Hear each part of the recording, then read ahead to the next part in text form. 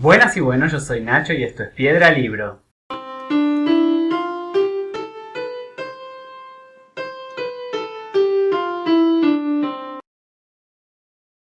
El video de hoy estoy realmente muy contento porque le hacemos Piedra Libro a dos historias de Julio Verne. Este libro yo se los mostré en el book haul que hice hace algunas semanas. Es el número 24 de la colección Hetzel que está sacando el periódico regularmente. Y en este tomo vienen, como ya les dije, dos historias que son Los 500 millones del Abegún y La casa del meteoro. En un video anterior, me parece que en el book tag de las fiestas, en el book tag navideño, yo les había mencionado Los 500 millones del Abegún, que es un libro que hace mucho tiempo que tenía ganas de leer, así que finalmente cuando lo conseguí, la verdad que me puse muy contento, y cuando lo leí mucho más porque realmente era una historia que valía la pena. Me parecía interesante mostrar estas dos historias en un mismo video porque tienen muchas cosas en común, de hecho yo pienso que por eso están en el mismo tomo. Espero no extenderme demasiado, aunque ustedes saben que a mí me gusta bastante irme por las ramas. De cualquier forma, si el video se hace muy largo, les voy a dejar por acá y en la cajita de descripciones el minuto en donde termino de hablar de un libro y empiezo a hablar del otro. Así, bueno, si quieren pueden ver el video en partes o manejarse como ustedes quieran. Aunque bueno, al final de las dos menciones, de las dos reseñas, me gustaría hablar en general sobre el libro y sobre las cosas que encontré en común. Para empezar vamos a hablar del libro La casa del meteoro. La casa del meteoro es una novela escrita en 1898, aunque posteriormente fue modificada, y fue publicada a lo largo de varias semanas en 1908 en un periódico también, como bueno, me llegó en este caso a mis manos. Creo que eso también es muy interesante porque en la obra juegan un papel muy importante los medios de comunicación, en particular los diarios y periódicos. En La casa del meteoro nos situamos en el estado de Virginia, en los Estados Unidos, en una ciudad, en un pueblo grande, una ciudad pequeña llamada Boston, y vamos a prestar atención particularmente a dos casas muy importantes de dos familias muy reconocidas del lugar. Por un lado tenemos la casa de Mr. Dean Forsyth, que vive con su sobrino Francis Gordon, con una criada llamada Mitz y una especie de ayudante al cual le dicen Omicron como la letra griega porque es pequeño y redondito. A unas cuantas cuadras de allí nos encontramos la casa de la familia Huddleston, conformada por el Dr. Huddleston, su esposa, y sus hijas Miss Lou y Miss Jenny, que además es la prometida de Francis Gordon. Bueno, tanto Mr. Forsyth como Mr. Huddleston son dos personas muy bien acomodadas económicamente, muy reconocidos entre sus conciudadanos, y los dos comparten un gusto aficionado por la astronomía, por las ciencias en general, pero por la astronomía, por la observación de los cielos, y en sus casas estas dos personas poseen un espacio que está preparado con anteojos, catalejos, telescopios para poder mirar el cielo por las noches. Como más o menos es de esperarse, Mr. Forsyth y Mr. Huddleston se encontraban mirando el cielo en el mismo momento y ambos, a la misma hora, con exactamente los mismos minutos y los mismos segundos, descubren cruzando el cielo un bólido espacial que les llama la atención y se ponen inmediatamente en contacto con dos observatorios diferentes muy reconocidos para reclamar para sí mismos los derechos de descubrimiento de ese bólido espacial y bueno, quedar para la historia. Por supuesto, ninguno de los dos sabe que el otro también realizó el mismo descubrimiento en el mismo momento y que también reclama para sí el nombre y el renombre por dicho fenómeno. Se enteran justamente porque los dos observatorios a los que enviaron las cartas confirman efectivamente la existencia de este bólido y lo comunican a los medios de comunicación, a los periódicos, y la gente comienza a enterarse de esto. A partir de allí comienzan a darse de a poco las discusiones entre los dos distinguidos señores de Boston y la gente que, bueno, se siente contenta por ver su ciudad apareciendo en los diarios, comienza a tomar partido también por uno o por el otro. En paralelo a esto, otros observatorios del mundo comienzan a interesarse por el bólido y a medida que cada vez más gente está interesada en descubrir la naturaleza de este fenómeno, las cosas comienzan a ponerse cada vez más difíciles. ¿Por qué digo esto? Bueno, resulta que el bólido espacial estaba a una distancia relativamente cercana de la Tierra, si bien se mantenía en órbita, o sea que no había peligro de que cayera sobre la Tierra, pero estaba relativamente cerca. Es un bólido gigante de 50 y pico de metros de diámetro, pero además el factor sumamente importante que comienza a desatar el caos es que la composición de esta roca espacial es el oro. Era un bólido completamente formado por oro. Por supuesto, a partir de allí, la discusión más o menos casera que tenían Mr. Forsyth y Mr. Huddleston comienza a expandirse hacia otros ámbitos de la sociedad y se torna en un conflicto internacional. Primero por una cuestión del reconocimiento por el descubrir, por la ciencia en general, y luego para ver si el hecho de que haya una roca gigante de oro dando vueltas alrededor de la Tierra influye en algo a las personas. En todas estas tormentas y discusiones entra en escena el francés parisino Zéphirin Sirdal, creo que así se pronuncia. Este señor es heredero de una gran cantidad de dinero y es una persona muy particular que se interesa, muy excéntrica, que se va interesando en diferentes momentos de su vida por diferentes ciencias y diferentes artes, y así va gastando su dinero, pero sin tomar mucha importancia por tal o cual cosa que está haciendo en el momento. Cuando se entera de la existencia de este bólido, su cabeza comienza a funcionar y termina ideando un aparato, un sistema de una pila eléctrica magnética también, y asegura que con ese artilugio él va a poder hacer que el meteoro caiga a la Tierra y poder hacerse poseedor de todo ese oro. Sin embargo, algo muy importante es que él no lo hace por el dinero, sino por el simple hecho de demostrar que puede hacerlo, para probarse a sí mismo que ese aparato funciona y además para conocer más sobre la naturaleza de este bólido espacial. Bueno, la novela en general va dando saltos a través de estos escenarios de discusiones de gente que reclama para sí el derecho a poseer el asteroide, tanto por nombre, tanto por su composición, o sea, para hacerse con una parte del oro, o sea, por razones políticas, económicas, científicas. Cada uno tenía sus intereses, pero se van sumando de a poco a esta ola de discusiones, y está narrado de una forma muy cómica, muy dinámica y muy rápida. Es como una especie de sátira a lo que está sucediendo, porque incluso te muestra personajes bastante excéntricos. En el libro toma un papel muy importante la casualidad, pero no es una casualidad azarosa solamente porque al autor se le ocurrió, sino que son cosas realmente cotidianas que pueden estar influyendo tranquilamente en las situaciones que suceden. Un ejemplo muy claro y preciso de esto que les estoy contando es que hay un momento en donde, por ejemplo, el señor Sirdal, que ya tenía su aparato creado,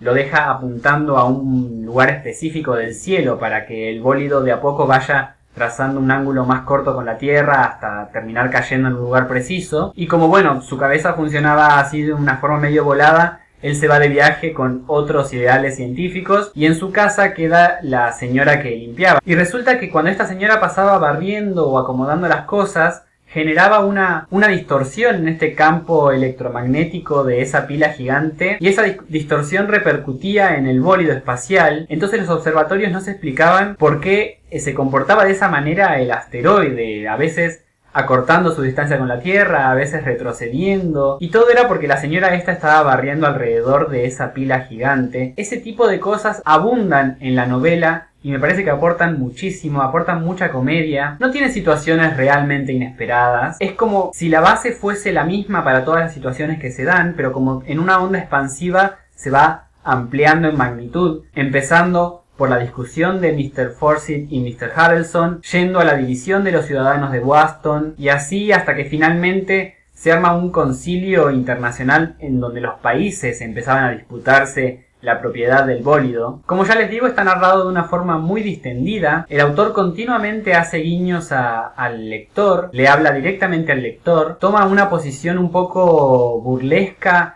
con relación a los personajes que está narrando. Una de las cosas que más gracia me causó en estas descripciones que hace riéndose de los personajes, se las voy a leer porque es cortita y la verdad me pareció muy interesante el trabajo narrativo que hace. Al estar describiendo al doctor Huddleston dice: en cuanto al propio doctor, podríamos, para dar a conocer su edad, decir poéticamente que su 47º invierno acababa de nevar sobre su cabeza. Esta deliciosa imagen estaría fuera de lugar, toda vez que el doctor Huddleston era calvo a más no poder. Y eso me pareció genial, hablar de los inviernos que nievan sobre la cabeza de alguien que a uno le haría pensar en canas.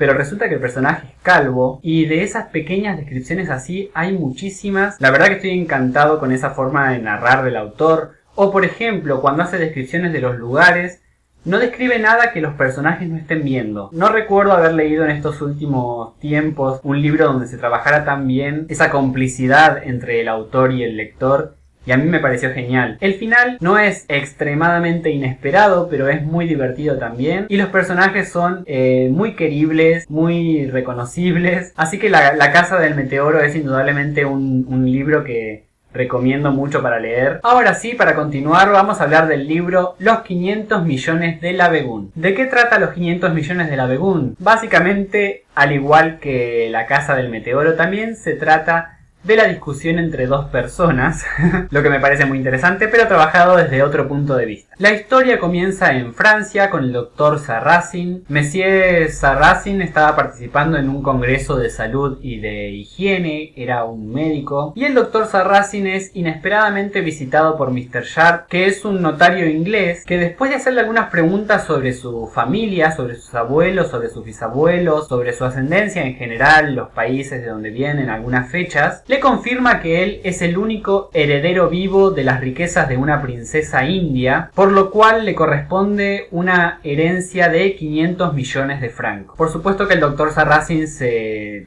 queda totalmente sorprendido, era una cantidad de dinero impresionante, lo convertía en uno de los 6 hombres más ricos del mundo. En los círculos en donde se movían, en estos círculos de médicos, la noticia comienza a esparcirse sin que él quisiera, porque él era una persona además muy humilde, y es así como después de reflexionar pide la palabra en el Congreso de Higiene y Salud y anuncia que todo ese dinero de su herencia, los 500 millones de francos, los va a donar a la ciencia, y les propone un proyecto de construir una ciudad perfectamente planificada justamente para la salud de todos sus habitantes y en base a una idea moderna. Por supuesto que todos se suman a la propuesta, están todos felices y comienzan a planificar la construcción de esta ciudad, a la que iban a llamar Villa Francia por su patria madre. Una vez que se da a conocer esa noticia en el Congreso de Higiene, los medios de comunicación enseguida también se enteran de la cuestión y comienzan a hacerlo público, y todo el mundo comienza a enterarse de esto. Es así como la situación llega a oídos del profesor Schulz, que es un profesor alemán con unas ideas muy conservadoras y antiguas. Este profesor alemán considera que su raza, la gente de su país,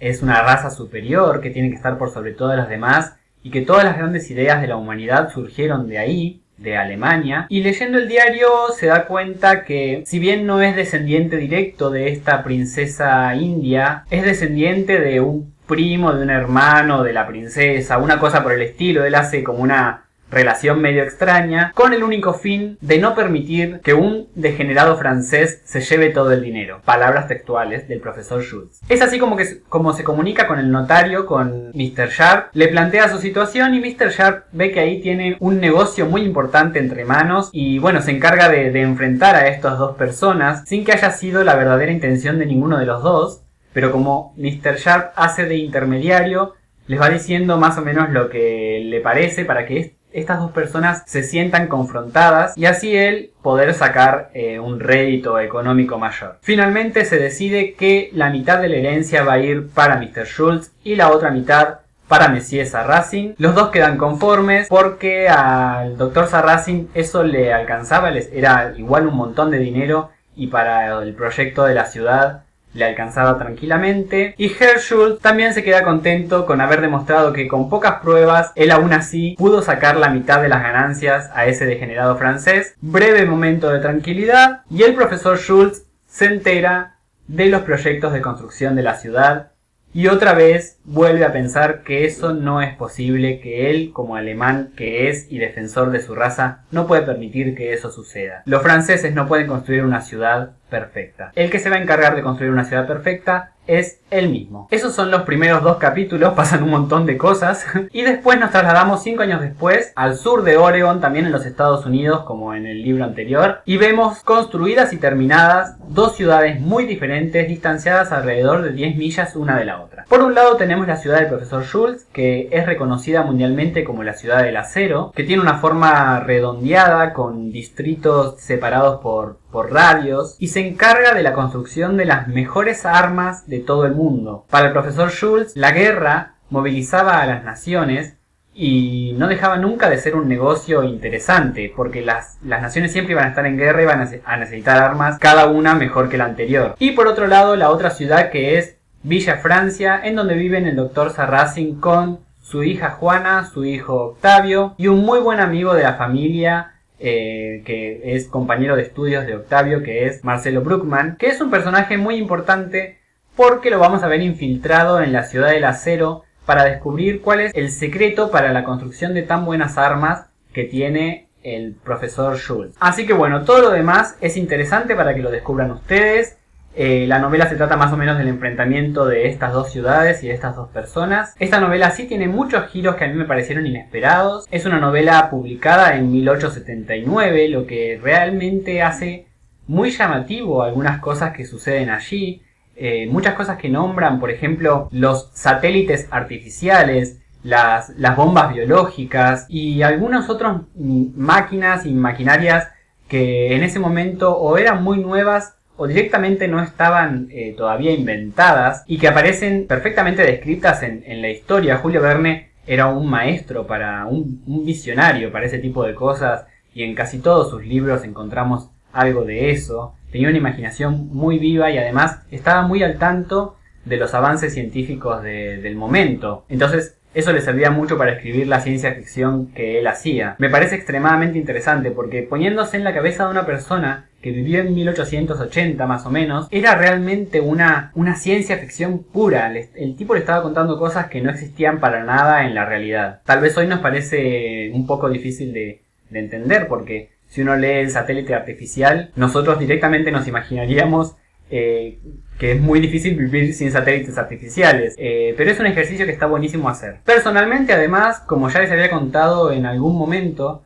el libro de los 500 millones de la Begún a mí me interesaba bastante porque yo había escuchado la leyenda de que algunas ciudades del mundo, principalmente la ciudad en donde vivo y muchas otras de la provincia de Buenos Aires, fueron planificadas del mismo modo en que lo fue Villa Francia, la ciudad del Dr. Sarracin. La ciudad en donde yo vivo, que es la ciudad de La Plata, la capital de la provincia de Buenos Aires, es la primer ciudad del mundo, por lo menos en los tiempos modernos, que fue planificada y construida antes de ser habitada. Resulta que la descripción de Villa Francia es prácticamente la misma que la de la ciudad de La Plata. Yo les voy a dejar una imagen acá para que la vean. La ciudad de La Plata es un cuadrado perfecto redondeado por una circunvalación desde la que se puede llegar a todas partes de la ciudad y sus alrededores. Tiene una plaza central. Cada 6 cuadras hay una boulevard de doble mano para los autos. Y todas estas boulevards se encuentran en una plaza. La verdad que cuando leía la descripción me llamó mucho la atención lo parecido con la realidad, y después investigando, de hecho, me llamó todavía más la atención que Julio Verne conocía efectivamente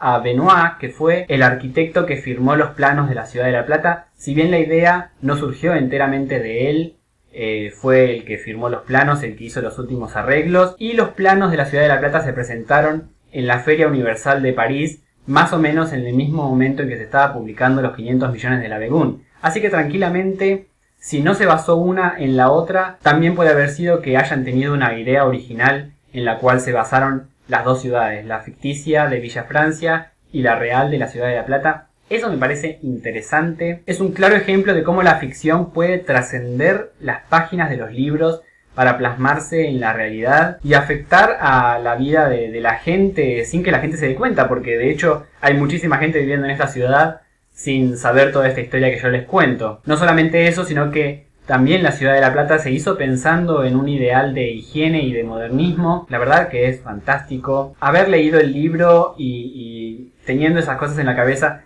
que en un momento pensé que podía ser que estuviera cargando al libro con muchas expectativas, y eso puede ser peligroso. Sinceramente, en este caso el libro superó mis expectativas. La historia está muy bien construida y me gustó sumar todos estos conocimientos, comprobar algunas dudas que tenía con relación a este mito, a esta leyenda sobre la construcción de la ciudad de La Plata. Bueno, como ya les dije, este tomo es de la colección Hetzel, tiene tapa dura. En la portada se ven algunas cosas que no están directamente relacionadas con la historia, sino más en general con las historias de Julio Verne. Creo que de hecho aparece Acá abajo el Nautilus, que es el submarino de 20.000 leguas de viaje submarino, el cohete espacial de la Tierra a la Luna. Pero bueno, es como que hicieron un rejunte de cosas. No es tan preciso, tan característico de este libro en particular. Tiene las ilustraciones con las que originalmente se publicaron de Leon Bennett.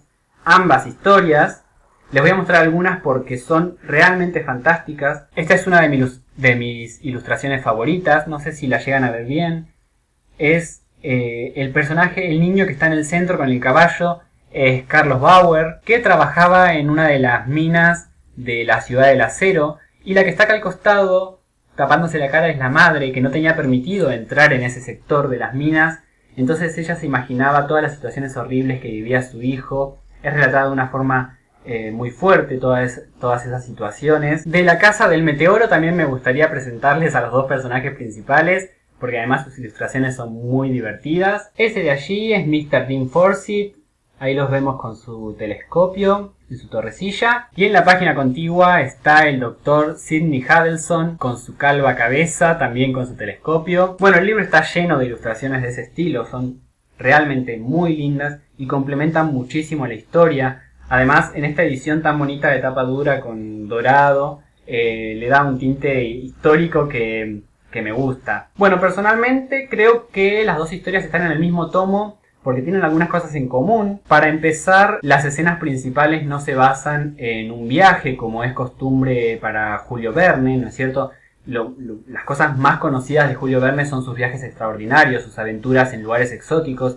En este caso no, en este caso es bastante estático. Suceden las dos en los Estados Unidos, y además tiene una descripción de los Estados Unidos y del Nuevo Mundo en general, como que su sociedad era muy moderna, muy abierta, así que eso le permite a Julio Verne trabajar mucho con toda esta parte de lo que a él le gusta, de las invenciones y de la imaginación de cosas nuevas. Además se caracteriza a la población de los Estados Unidos de una forma muy cómica. Yo la verdad que después no investigué demasiado cómo era el pensamiento que Verne, no sé si existe o si era importante el pensamiento de Verne hacia la gente de los Estados Unidos, pero en las dos historias están narrados de una forma más o menos cómica, como una especie de imitación de Europa satírica. Eso me pareció muy interesante. Y principalmente lo más importante que me parece a mí, por lo que las dos historias se parecen, es justamente la confrontación de dos personas que después se reproduce a una escala mucho mayor. Me parece que estos dos libros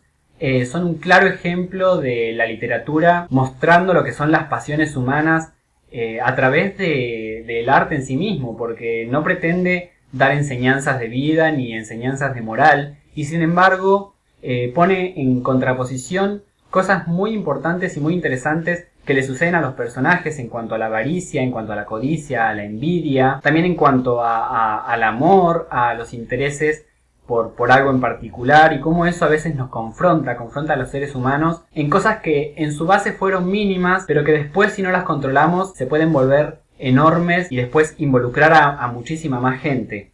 Así que me parece muy interesante. Retornar a un clásico, para mí es un clásico y es un autor que había leído mucho cuando era chico y la verdad que me gusta muchísimo, y retornar a él realmente me puso muy feliz, me puso en perspectiva un montón de cosas de la literatura que había olvidado realmente. De hecho creo que voy a ahondar más en un video posterior que voy a hacer, porque me parece muy interesante trabajar todo esto de la imaginación pura, de la imaginación por sí misma, y de la literatura que como arte tiene el único propósito, que no es poca cosa, de recrear, de entretener y de dar a conocer lo que estaba en la cabeza del autor. Y sin embargo, a pesar de eso, puede ser subversiva como todo arte, sin tener que ser explícitamente rebelde. Y eso es lo que me parece interesante rescatar de estas dos narraciones que están en este libro, y por eso los invito a leerlos. Bueno, no tenía ganas de ser muy extenso, así que me resumí bastante lo que tenía ganas de decirles. Por supuesto que ustedes ya saben que me pueden hacer cualquier pregunta, comentario, sugerencia, inquietud o sospecha por cualquier cosa que les interese saber o conocer más de la historia, o algunas cosas del autor que estuve leyendo. No sé si ya conocían estas historias que les comenté, qué les parece, si les interesa, si les gusta ese tipo de historias. Es como una especie de retro ciencia ficción. Así que bueno, creo que eso es todo. Gracias por estar ahí, gracias por pasar un rato conmigo. Nosotros nos vemos la próxima y buenos libros.